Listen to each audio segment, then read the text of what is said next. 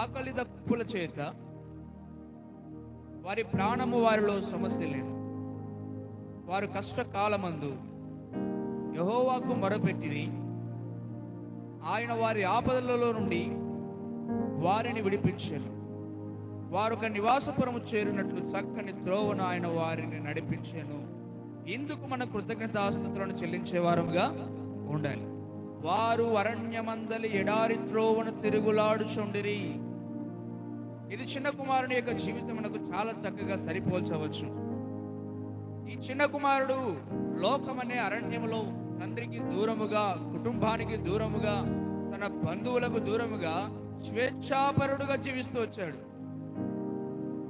తనకు నచ్చినట్లుగా జీవిస్తూ వచ్చినాడు. అయితే నివాసపురం ఏది వారికి దొరకకపోయానని ఇక్కడ ఇంకొక భాగంలో వ్రాయబడి ఉన్నది. అనగా అతనికి చివరిగా నివాసపురం ఏమైపోయింది?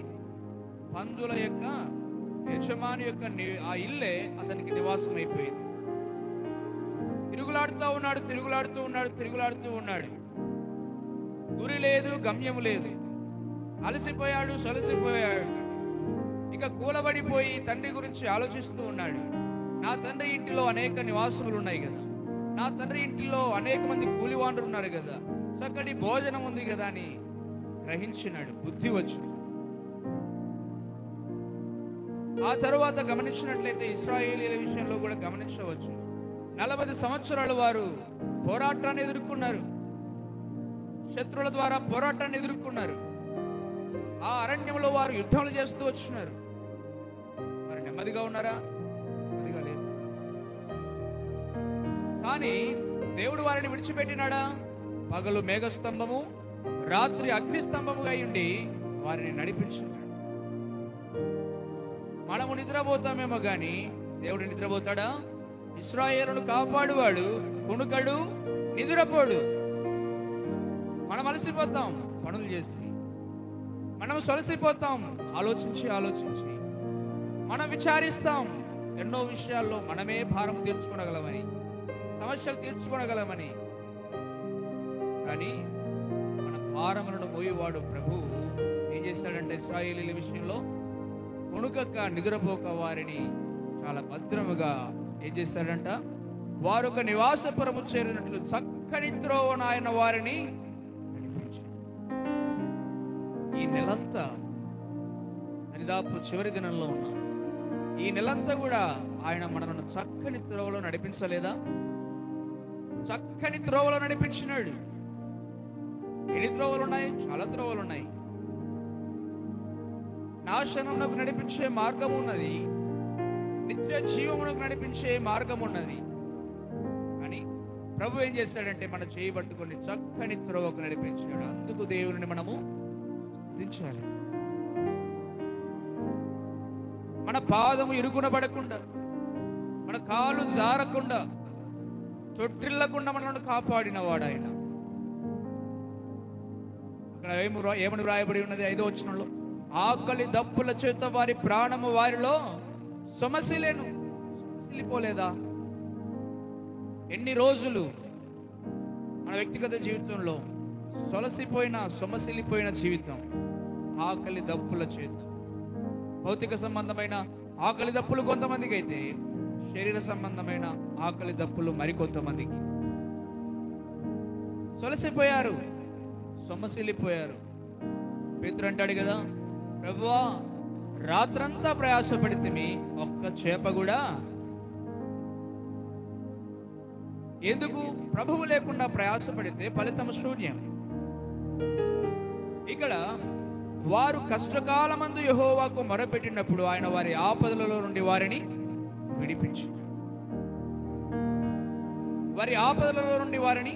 విడిపించినాడు. మొదటిగా మనం కృతజ్ఞతాస్తుతులు చెల్లించవలసిన విషయంలో ఏంటనగా, ఒక చక్కటి నివాసపురము చేరునట్లుగా మనలను నడిపించినాడు. ఆ చక్కటి నివాసపురం ఏంటో తెలుసా?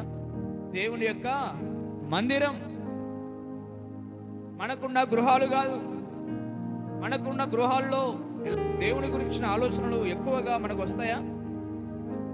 అదే దేవుని యొక్క మందిరంలోనికి వచ్చినప్పుడు దేవుని యొక్క మందిరంలోనికి మనం వచ్చినప్పుడు దేవుని గురించిన ఆలోచనలు, మన ఆత్మకు కావలసినంత తృప్తి, మన ఆత్మలో కావలసినంత ఆనందం, మరి ఎక్కువగా దేవుని యొక్క సన్నిధిలో ఉన్న ప్రసన్నతను మనం అనుభవించే వారంగా ఉంటాం. ఎంతో తృప్తిగా ఉంటుంది, ఎంతో ఆనందం, ఎంతో సంతోషం. ఆయన యొక్క మందిరం అదే నివాసపురము అని ఉన్నది. అదే ఎంతో మంది రోడ్ల వెంట తిరుగుతూ ఉన్నారు.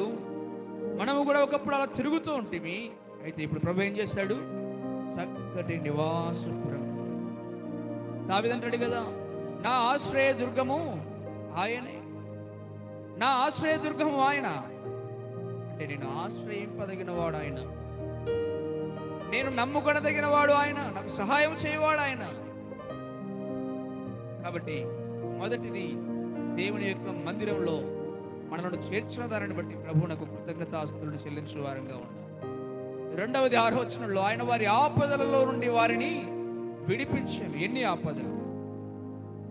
అందుకనే ప్రభు ఇచ్చిన శ్రేష్టమైన వాగ్దానములు, నీవు జలములలో పడి దాటున్నప్పుడు నేను నీకు తోడై ఉండేది, నీవు అగ్ని మధ్యను నడుచున్నప్పుడు జ్వాలలు నిన్ను కాల్చసాను, నీకు విరోధముగా రూపింపబడిన ఏ ఆయుధము వర్ధిల్లదు, నిన్ను స్వస్థపరచు యెహోవాను నేను మీకు కరువు రాని యొక్క ధాన్యమునకు ఆజ్ఞనిచ్చి సమృద్ధిగా మీకు ఆహారమును ఇచ్చెను, నీ ఆహారమును నీ పానీయమును దీవించెను, నిశ్చయముగా నీ చేతుల కష్టార్జితమును నీవు అనుభవించరు. ఇలాంటి శ్రేష్టమైన వాగ్దానాలు ఇచ్చి విడిపించి సంరక్షించలేదా దేవుడు? కాబట్టి కృతజ్ఞత చెల్లించే వారంగా ఉండాలి. కాబట్టి కృతజ్ఞత చెల్లించే వారంగా ఉండాలి మనం. వారు కష్టకాలమందు యెహోవాకు మొరపెట్టిరి. నీకు కష్టం వచ్చినప్పుడు మొరపెడితే, మనకు కష్టం వచ్చినప్పుడు మొరపెట్టినప్పుడు మన మొరకు చెవియొగ్గిన వాడు ఆయన. లాజరు ఇంటి వాకిట పడి ఉంటే ఏనాడు కూడా ధనవంతుడు లాజరు యొక్క మాటను చెవిన వేసుకున్నాడా? ఎన్నిసార్లు లాజరు మూలిగి ఉంటాడు, ఎన్ని పర్యాయములు లాజరు ఆహారం కొరకు ఏడ్చి ఉంటాడు ధనవంతుడు ఇంటి వాకిట. ఏనాడైనా కనికరించున్నాడా? ఏనాడు కూడా కనికరించలేదు. అలాంటిది ఈ లోకం. నీ మీద కనికరించేది, నీ మీద జాలి చూపేది కాదు ఈ లోకం. ఇంకా నువ్వు పడిపోతే నిన్ను చూసి నవ్వేది ఈ లోకం. నువ్వు సమస్తమును పోగొట్టుకుంటే నిన్ను గేలి చేసేది ఈ లోకం. లోతు సొదొమ గొమొర్రాల మీదకి దేవుని యొక్క ఉగ్రత రాబోతా ఉంటే, అయ్యా దేవుడి పట్టణం మీదకి ఉగ్రతను రప్పించబోతున్నాడు, మనం ఇక్కడ నుండి లేచి వెళ్ళిపోదాం అని తన సొంత అల్లుళ్ళతో ఆ మాట చెబితే వాళ్ళు ఏం చేశారంట? ఎగతాళి చేశారు. అది ఈ లోకం. నీవు దేవుని గురించి చెబితే, దేవుడు నాకు మేలు చేస్తున్నాడని చెబితే, దేవునికి నేను సమర్పిస్తున్నాను నా జీవితాన్ని చెబితే, నేను చూసి గేలి చేసేది లోకం. నీవు కష్టకాలంలో మొర పెడితే నీ మొరకు చెవి ఎక్కువాడు ఆయన. నీ స్థితిని చూసే దేవుడు కాదు ఆయన. నీకున్న పై రూపాన్ని చూసే కాదు దేవుడు ఆయన. నీకున్న పై రూపాన్ని చూసేవాడు కాదు ఆయన. దావీదు ఎక్కడున్నాడు? అరణ్యంలో ఉన్నాడు, గొర్రెలు కాసుకుంటూ ఉన్నాడు. అయితే సమూయేలు వచ్చినాడు యెషయి ఇంటికి. మీ ఇంటికి దేవుడు నన్ను పొమ్మన్నాడు, వచ్చినాను, అభిషేకించడానికి వచ్చాను, నీ కుమారులందరినీ పిలువు అని చెప్పాడు. వరుస క్రమములో ఆ సమూయేలు దగ్గరికి వస్తున్నారు. అయితే ప్రభు అంటున్నాడు, నేను కోరుకున్నవాడు ఇతడు వాడు. సమూయేలు, నీవు పై రూపాన్ని చూస్తున్నావు. ఈ రోజుల్లో నీ వేసుకున్న బట్టలను చూసి నీకు విలువనిచ్చేవారు ఉన్నారు. నీలో ఎంత టాలెంట్ నుండి నీవు వేసుకున్న బట్టలను చూసి నీకు వాల్యూ ఇచ్చేవాళ్ళు ఈ లోకము. నువ్వు మాట్లాడే మాట తీరును బట్టి నీకు విలువనిచ్చేది ఈ లోకం. అని నా ప్రభువు బాలుడైన సమూయేలుతో కూడా మాట్లాడడానికి దిగొచ్చినాడు. మాట్లాడాలనుకుంటే బాలులతో మాట్లాడతాడు, మాట్లాడాలి అనుకుంటే చనిపోయిన లాజరుతో మాట్లాడతాడు, మాట్లాడాలి అనుకుంటే కుష్ఠ రోగితో నీవు నాకు ఇష్టమే అని చెబుతాడు, మాట్లాడాలనుకుంటే పాపాత్మురాలైన స్త్రీతో అమ్మా నీ విస్తార పాపములు క్షమించబడినవని చెప్పి మాట్లాడతాడు నా దేవుడు. ఈ స్టేటస్ను మన స్టేటస్ను చూసే దేవుడు కాదు. మరి అలాంటి దేవుడు నీ ఎడల కృప చూపితే ఈ నెలంతా కృతజ్ఞతాస్తుతి చెల్లించావా? ఇక్కడ రాయబడిన మాట, వారు కష్టకాలమందు యెహోవాకు మొరపెట్టిరి, ఆయన వారి ఆపదలలో నుండి వారిని విడిపించెను. తర్వాత 12వ వచనం, ఆయన ఆయాసం చేత కృంగజేసెను, వారు కూలి ఉండగా సహాయుడు లేకపోయెను. 14వ వచనం, వారి కట్లను తెంపి చీకటిలో నుండి మరణాంధకారంలో నుండి వారిని రప్పించెను. చూడండి, వారి కట్లను తెంపి వేసి చీకటిలో నుండి మరణాంధకారముల నుండి వారిని రప్పించెను. నీ జీవితంలో కానొక సమయంలో చీకటి నీ హృదయాన్ని కప్పివేసినప్పుడు, చీకటి నీ కుటుంబంలో అలుముకున్నప్పుడు, చీకటి నిన్ను భయం పుట్టించినట్లుగా చేసినప్పుడు దేవుడు ఏం చేశాడు? చీకటిని పారద్రోలినాడు. తన సన్నిధి కాంతిని మీద ప్రకాశింపజేసి అంటే అర్థం ఏంటి అంటే, నీ పైన కమ్ముకున్న చీకటి ఛాయలను దేవుని యొక్క వెలుగు తొలగించేస్తుంది. మరణపు ఛాయలు, చీకటి అనగా పాపపు ఛాయలు, మరణపు ఛాయలు, నిందలు అనే చీకటి నిన్ను ఆవరించినప్పుడు, అవమానం అనే చీకటి నిన్ను ఆవరించినప్పుడు, దుఃఖము అనే చీకటి నిన్ను ఆవరించిన సమయాల్లో, భయము అనే చీకటి నిన్ను ఆవరించిన సమయాల్లో ఏం చేశాడంట? చీకటిలో నుండి వారిని రప్పించెను. కారణం, చీకటి మీద ఆయనకు అధికారం ఉంది, నీకు నాకు లేదు చీకటి మీద అధికారం. అందుకని మనం చీకటిలో నడుస్తూ ఉన్నప్పుడు ఒకరిని వెంట పెట్టుకొని వెళ్తాం. ఎందుకు? భయం. ఎక్కడ పడిపోతామో, ఎక్కడ మనల్ని మరణం ఆవరిస్తుందో అన్న భయం. అయితే దావీదు అంటున్నాడు, మరణాంధకారపు లోయలో నేను సంచరించను, ఏ అపాయమునకు భయపడను. కారణం, దేవుని సన్నిధి కాంతి దావీదు మీద ఉంది కనుక. ఈ దినాన దేవుడి ఈ నెలంతటిలో తన సన్నిధి కాంతిని మీద ప్రకాశింపజేసి చీకటిలో నుండి నిన్ను బయటికి రప్పించినందుకు దేవునికి నీవు కృతజ్ఞతాస్తుతులు చెల్లించాలి. భయం అనే చీకటిలో నుండి నిన్ను రప్పించినాడు కనుక తొలగించలేదా దేవుడు నీ హృదయంలో ఉన్న భయం, కలవరము అనే భయం? మనిషి ఉదయము లేచినప్పటి నుండి పడుకునేంత వరకు ఏదో ఒక దానికి భయపడుతూనే ఉంటాడు, ఏదో మీదికి వస్తుందన్నట్లుగా భయపడుతూనే ఉంటాడు. ఒక 10 నిమిషాలు మౌనంగా ఉంటే 11వ నిమిషం ఏదో ఒక భయం.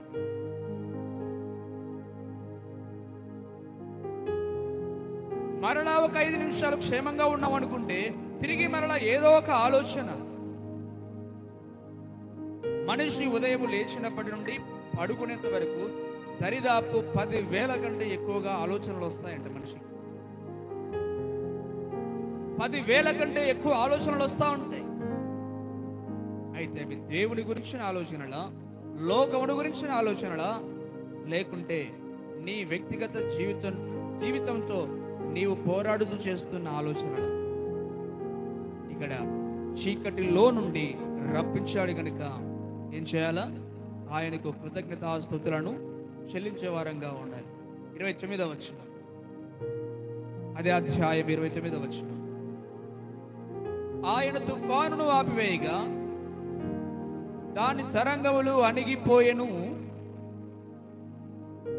అవి నిమ్మలమైనవని వారు సంతోషించిరి, వారు కోరిన రేవునకు ఆయన వారిని నడిపించను. కాబట్టి ఆయన తుఫానును ఆపివేయగా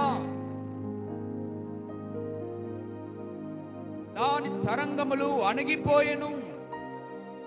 ఇక్కడ తుఫానును ఆపివేసి శిష్యులు భయపడ్డారు. ఈయనకు గాలియు సముద్రమును లోబడుతున్నవే, ఈయన ఎవరో అని భయపడ్డారు.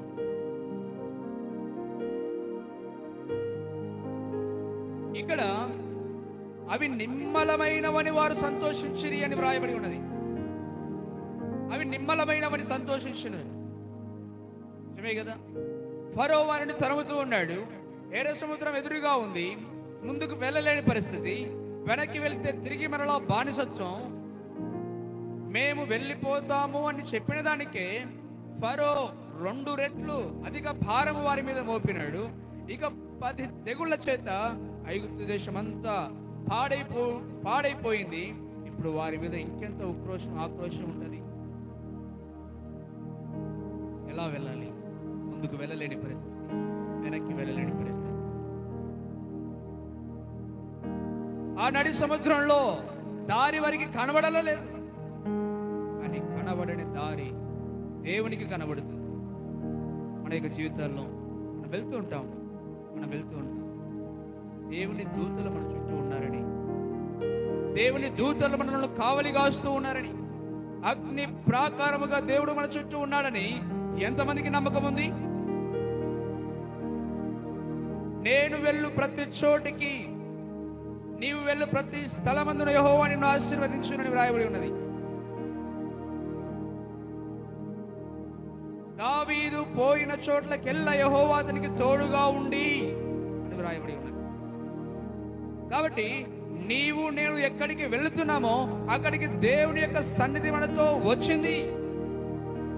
మనము దేవునిలో ఉండి ఆత్మీయంగా నడుస్తూ ఉంటే దేవునితో ఆ సహవాసం, ఎడతెగని సహవాసం దేవునితో నీకున్నట్లయితే దేవుడు నీ చుట్టూ ఉన్నాడు. లేకుంటే దేవుని యొక్క కంచె నీ చుట్టూ ఉంది. లేకుంటే దేవుడు తన దూతను పంపి నీకు కావలిగా ఉంచినాడు అన్న వాస్తవం నీవు అర్థం చేసుకోవాలంటే దేవుని యొక్క సన్నిధిని స్పష్టముగా నీవు అనుభవించినప్పుడే అర్థం. ఆ ఎర్ర సముద్రంలో వారికి కనబడలేదు దారి. కానీ ప్రభువు ఏం చేశాడు? మోషే చెయ్యి, ఏం చెయ్యి? నీ చెయ్యి ఆ సముద్రం వైపు చాపు. ఆపేశాడు. పాయలైపోయింది, వెళ్ళిపోయింది. అవతలికి పోయిన తర్వాత, ఒడ్డుకు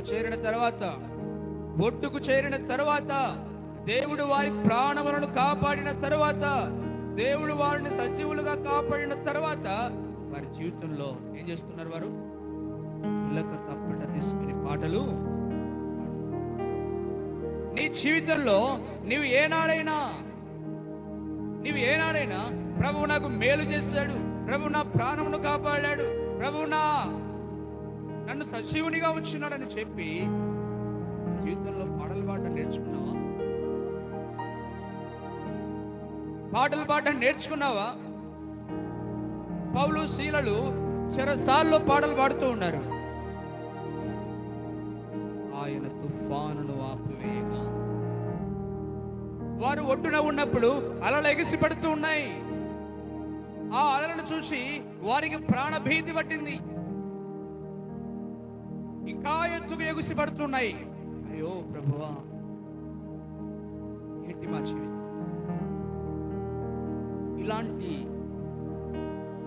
ఇలాంటి పరిస్థితుల మధ్యలో మమ్మల్ని నిలిపినావు.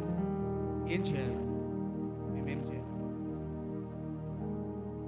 మేమేం చేయాలని వారు అడగలేదు. కానీ మోషే మీద సరిగినారు.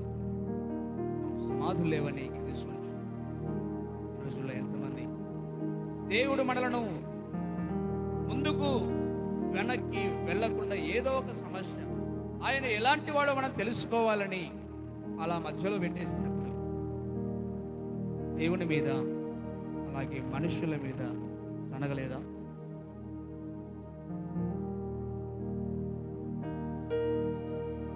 అన్నీ ఉన్నప్పుడు యోబు దేవుని స్తుతించినాడు.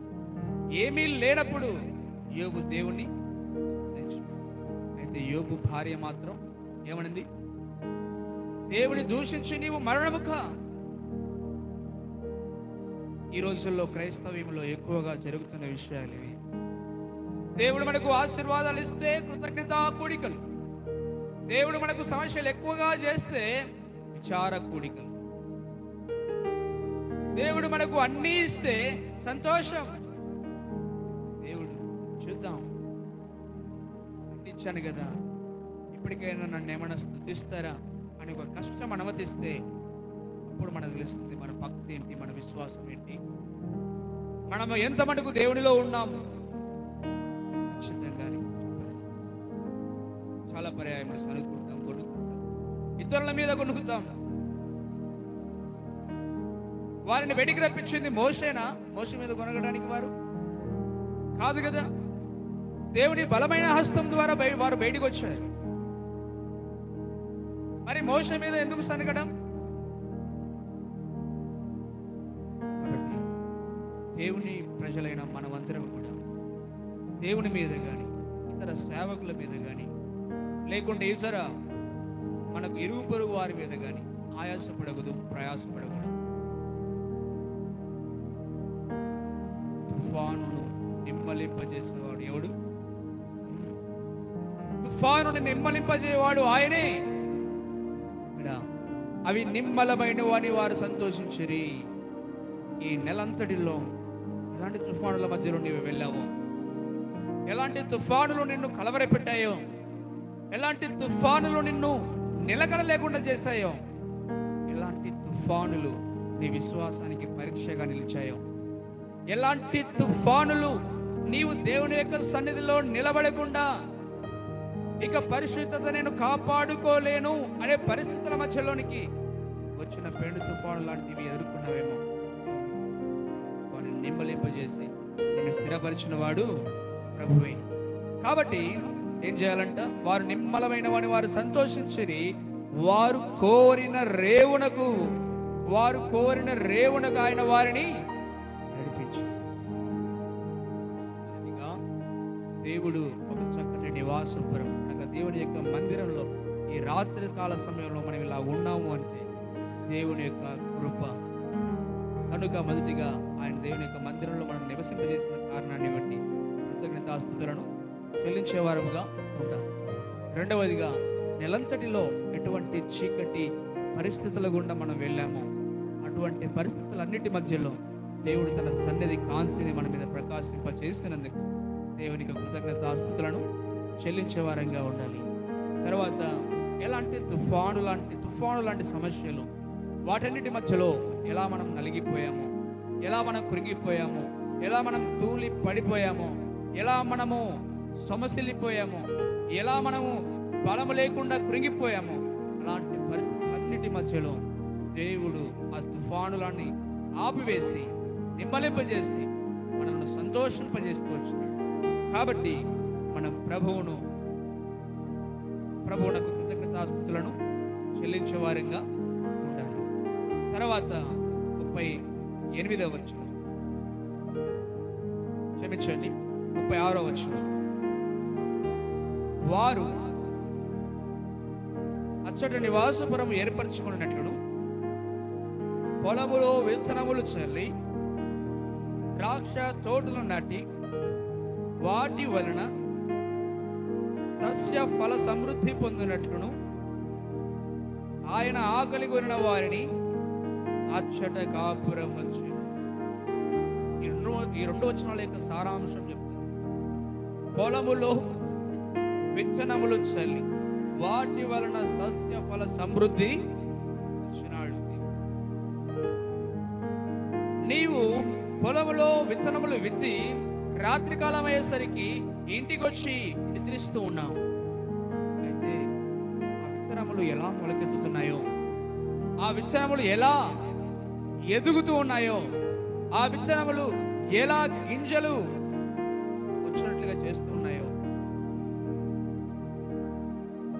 అది దేవునికి మాత్రమే. కాబట్టి ఇక్కడ వ్రాయబడిన మాట, పొలములో విత్తనములు చల్లంటే ఒక సమృద్ధి అయిన జీవితం,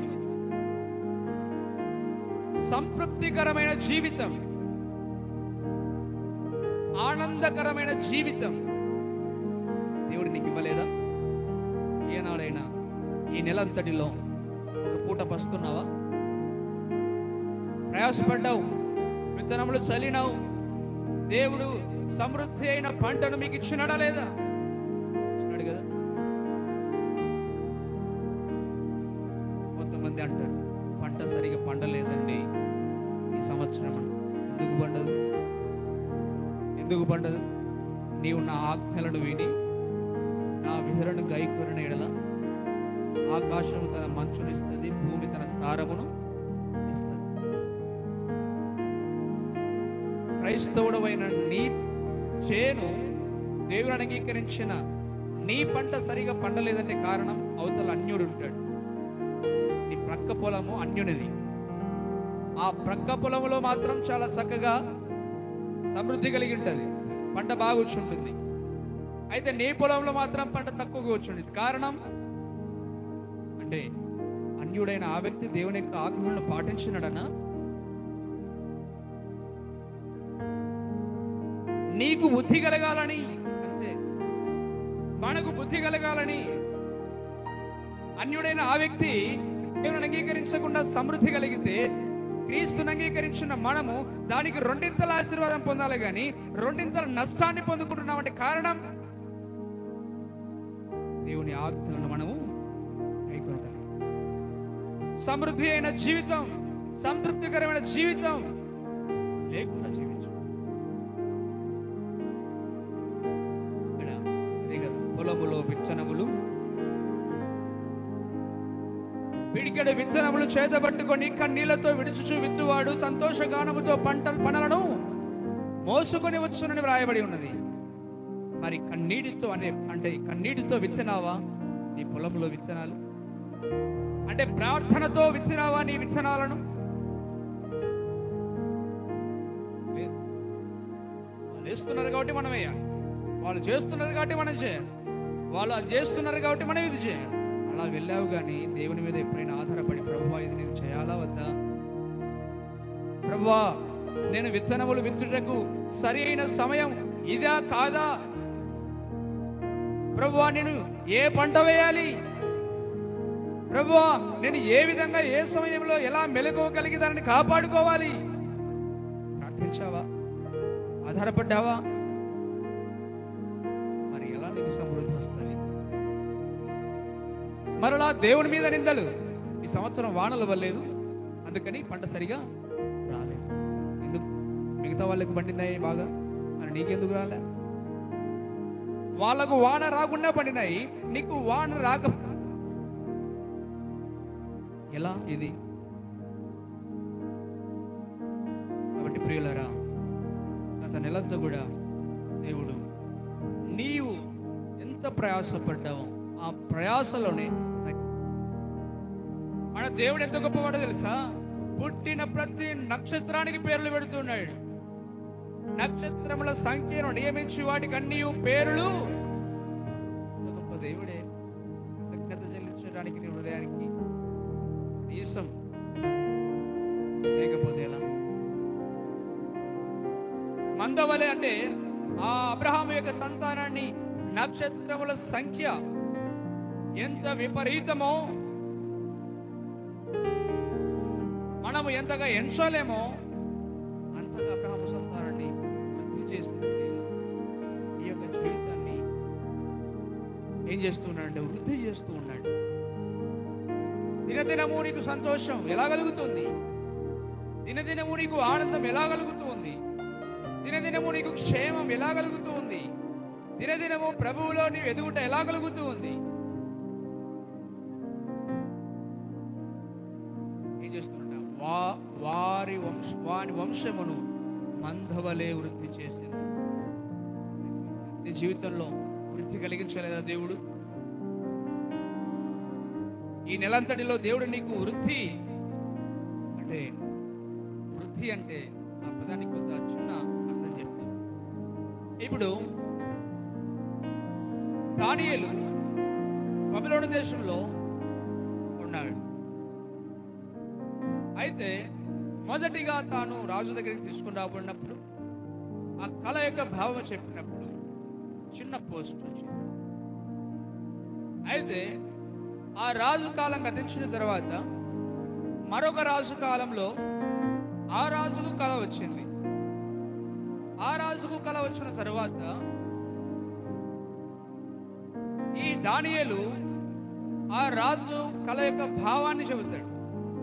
చెప్పిన తర్వాత అంతకు ముందున్న పోస్టు కంటే మరొక పోస్ట్ అధికంగా ఇచ్చింది. ఆ తర్వాత దర్యావేష కాలంలో మొదటిగా నెబుకద్నెజరు, తర్వాత బెల్షస్సరు, తర్వాత దర్యావేషు. ఈ ముగ్గురు రాజుల కాలంలో మూడు విధాలుగా, మూడంతలుగా ఒక చిన్న పోస్ట్, తర్వాత రెండవది, తర్వాత మూడవది, ఈ విధంగా వృద్ధి పొందుతూ వచ్చినాడు.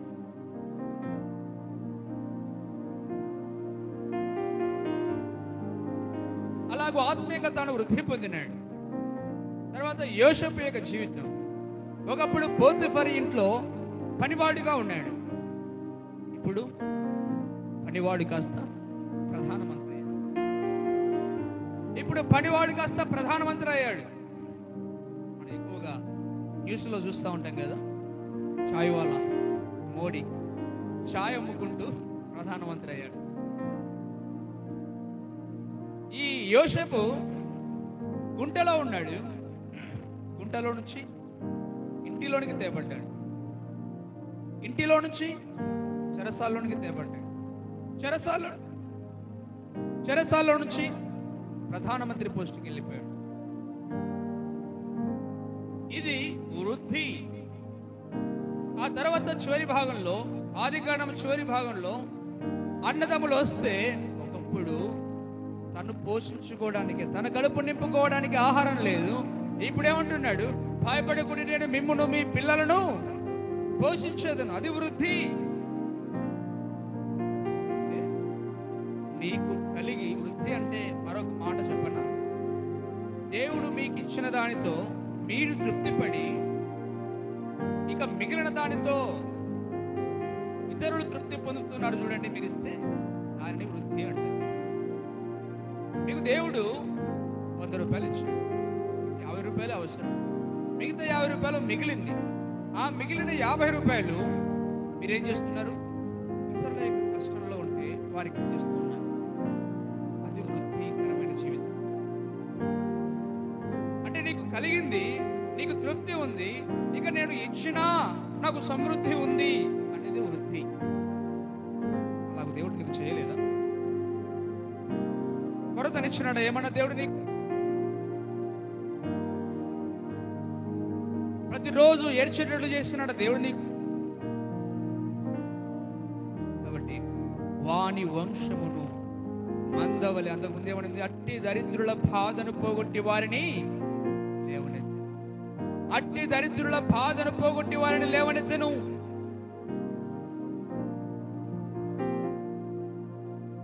అట్టి దరిద్రుల బాధను పోగొట్టి వారిని లేవనెత్తు. నీవు దరిద్రుడవే కావచ్చు, దరిద్రురాలవే కావచ్చు, కానీ నీ బాధను పోగొట్టువాడా. రక్తస్రావం కలిగిన స్త్రీ వచ్చింది. ఆయన ఆ దారిలో వెళ్తుంటే వస్త్రపు చెంగును పుట్టింది. బాగైపోయింది. ప్రభు దగ్గరికి వచ్చింది. ప్రభువా, నేననయ్యా, ఈ వస్త్రపు చెంగును పుట్టింది అని ఒప్పుకుంది. ఒప్పుకున్న తర్వాత ఆమెతో ప్రభు అన్న మాట ఏంటో తెలుసా? నీ బాధ నివారణ అయ్యి నీకు స్వస్థత కలుగుతుంది. నీ విశ్వాసాన్ని స్వస్థపరచు, వెళ్ళు ఇక. కాబట్టి నీ బాధకు నివారణ, జ్వరంతో బాధపడుతుంటే దానికి నివారణ. దావీదు అన్నాడు కదా, నీ వాక్యము నాకు నెమ్మది, నీ వాక్యమే నన్ను బ్రతికించి ఉన్నది, నా బాధలో ఇదే నాకు నెమ్మది. నీ బాధలో దేవుని యొక్క వాక్యమే నెమ్మది, మెడిసిన్స్ కాదు. అవి నీకు జస్ట్ రిలీఫ్ అంతే, అంటే తాత్కాలిక ఉపశమనం అంతే. అవి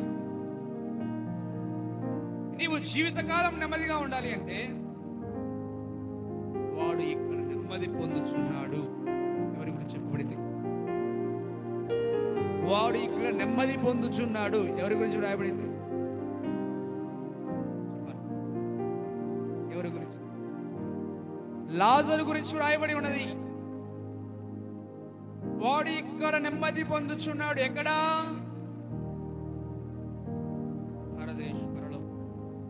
పరదేశు వేరు, పరలోకం వేరు. ఈ లోకంలో తాను జీవించినంత కాలం బాధతోనే జీవించున్నాడు. లాజరు యొక్క బాధ వర్ణనాతీతం. కుక్కలు వచ్చి గొరుపులు నాకుతా ఉన్నాయి. ఈరోజు మన ఇంటి కాంపౌండ్లో కుక్కను వస్తే మనం తోలుతాం. మన ఇంటి వాకిట నిలబడితే కుక్కను తోలుతాం. ఇంకా నాకనిస్తామా? అదే లాజరుకు ప్రతిరోజు దరిద్రమైన స్థితి. అట్టి దరిద్రుల బాధను పోగొట్టి వారిని లేవనెత్తి. ఎట్టి దరిద్రులు లాజరు యొక్క స్థితి.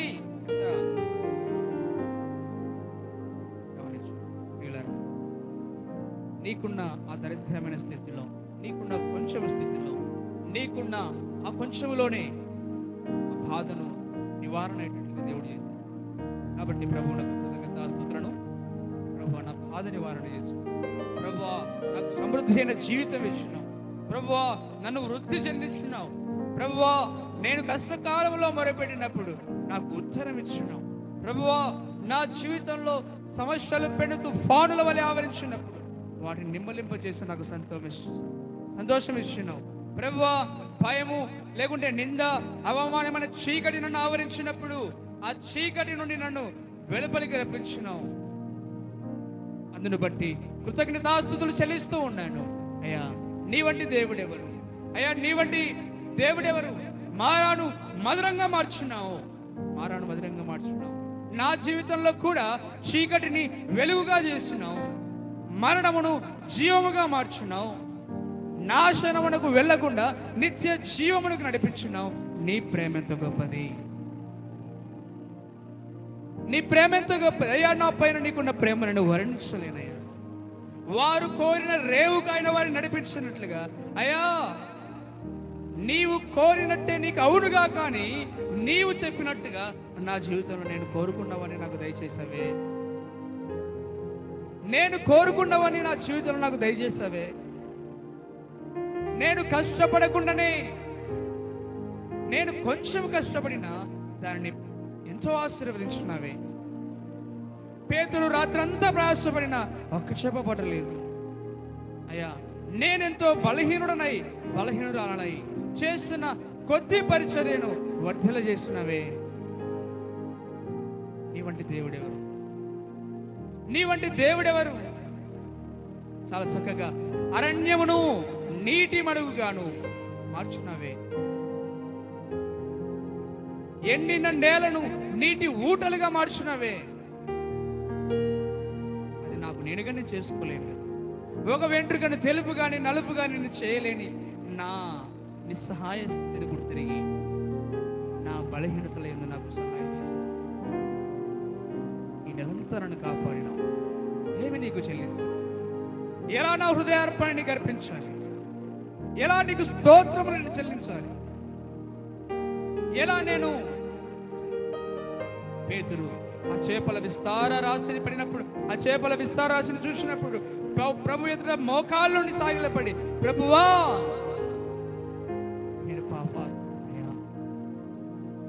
నేను పాపాత్ముడను,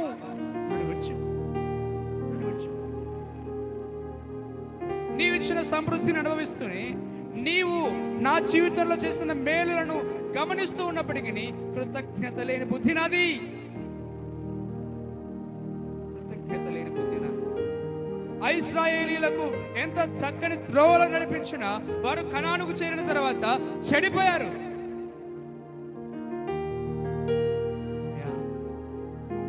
నేను కూడా నాకు ఇచ్చిన సమృద్ధిని బట్టి, నన్ను నీవు నడిపించిన రీతిని బట్టి, నేను ఎండిపోయిన స్థితిలో ఉన్నప్పుడు నా మీద వాక్యం అనే చిరు జల్లులను కురిపించు, ఫలింపచేస్తున్నావు. కానీ నేను మూర్ఖించి పాపం చేశాను, కానీ నేను నీ ఆజ్ఞలకు అవిధేయుడనైపోయాను. కానీ నా జీవితంలో ఏనాడు కూడా నిన్ను సంతోషింపచేయలేదు. నన్ను క్షమించి ఇదిగో ఇప్పుడు నా జీవితంలో చేసిన దానికి,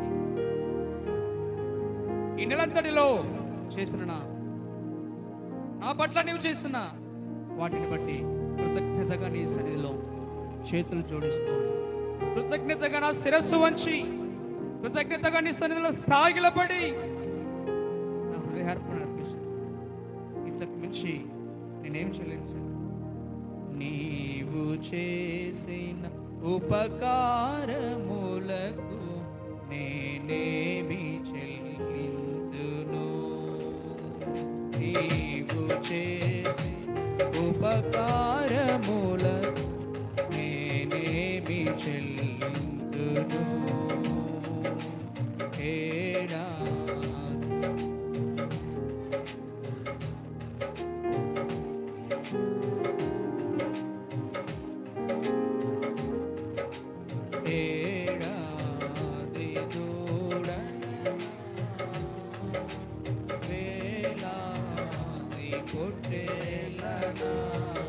కాబట్టి ఆయన యొక్క రుణము ఏమిచ్చి తీర్చగలం? భూమి అయింది, ఆకాశం అయింది, మధ్యలో మనం ఉన్నాం. భూమిని ఇలా ఉండాలని మనం ఏమి రూపించలేదు. ఆకాశంలో నక్షత్రమా నువ్వు ఇక్కడే ఉండు అని మనం నక్షత్రాలను సృష్టించలేదు. సూర్యుడా నీవు ఇక్కడే ఉండి సాయంకాలం అయ్యేసరికి అక్కడికి వెళ్ళు అని మనం ఏమి ఆజ్ఞాపించలేదు. వేటి మీద మనకు అధికారం ఉంది? అధికారం లేకపోయినా ప్రభు అన్నాడు కదా, వాటిని నీవు ఏలుదు. ఇంత గొప్ప అధికారం. ఈ లోక అధికారాలు, ఈ లోక ప్రభుత్వాలు ఇస్తాయా? నిన్ను తీసుకుపోయి సీఎం సీట్లో కూర్చోబెడతారా? నిన్ను తీసుకుపోయి ప్రధానమంత్రి పోస్టులో కూర్చోబెడతారా? నిన్ను తీసుకుపోయి అగ్ర రాజ్యమైన ఆ ప్రెసిడెంట్, ఆ అమెరికా దేశంలో నిన్ను కూర్చోబెడతారా? నీకు ఆ స్థాయి లేదు. కానీ ప్రభు ఏం చేస్తున్నాడు? నీకు భూమి మీద, ఆకాశం పైన, సముద్రంలో ఉన్న జలచరుల పైన అధికారం ఇస్తాడు. ఆ అధికారాన్ని చక్కగా ఉపయోగించుకున్న సూర్యుడా గిబియోనులోని, చంద్రుడా నీ వయాలోను లోయలోనిలో ప్రొద్దు గ్రుంకలేదు, మనిషి కట్టి అధికారం ఇచ్చాడు. నీవు శాసిస్తే చాలు, నీవు విశ్వాసంతో ప్రభు ఎదుట సాగిలబట్టి అడుగుతే చాలు. నేను చేయు క్రియలు, నా యందు విశ్వాసం ఉంచువాడు నాకంటే మరి ఎక్కువగా. ఇంత గొప్ప దేవుడు. కాబట్టి ప్రియులారా, ప్రభు యొక్క సన్నిధిలో మనం ఇలా కృతజ్ఞతాస్తుతులు చెల్లించాలి. తరల వంచండి.